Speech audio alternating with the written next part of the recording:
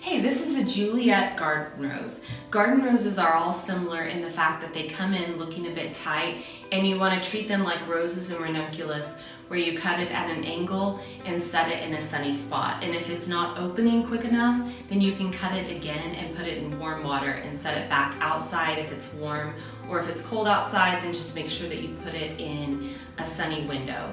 And kind of a last minute trick that I do if it doesn't blow out in this way, you can blow into them and that pushes the petals open. But when you have a lot of them, another thing that's easy to do is use your blow dryer and turn the heating element off.